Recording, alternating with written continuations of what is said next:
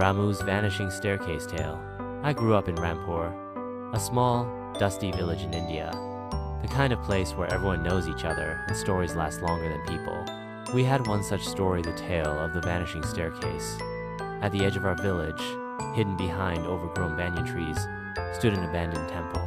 The elders called it the Mandir of the Forgotten Gods, and no one had prayed there in decades.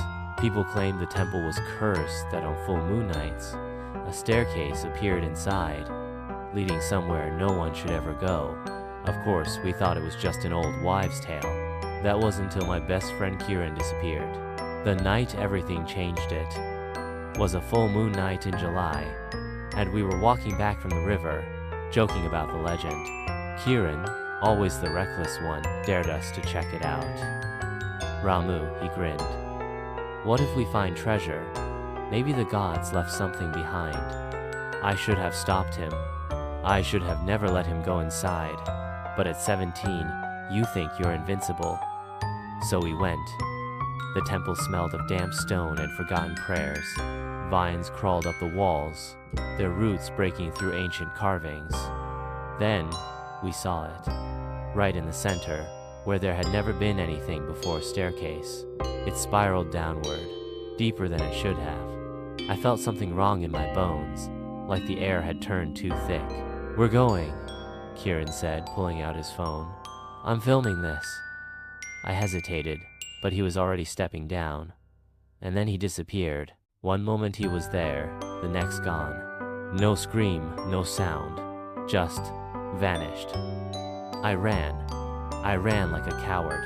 What the elders told me. I burst into the village square, breathless, shouting about Kiran. The elders froze.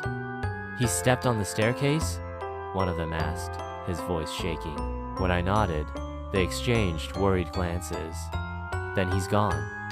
I refused to accept it. Gone where? I demanded.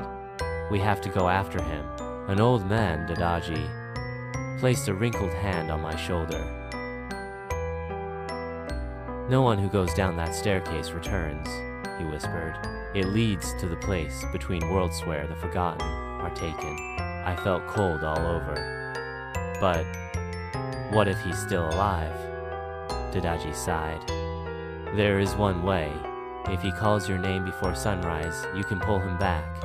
I ran back to the temple and sat at the entrance, heart pounding.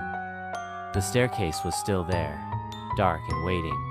I stayed up all night, ears straining for any sound. And just before dawn, I heard it. Ramu, help me. It was Kiran, but his voice was wrong. Faint, distorted, like it was traveling from somewhere deeper. I grabbed my phone and, with shaking hands, lowered it into the darkness, recording everything. Kiran reached for my hand, but I saw nothing. Only shadows moved below. Then I felt something cold brush my fingers. I yanked my hand back.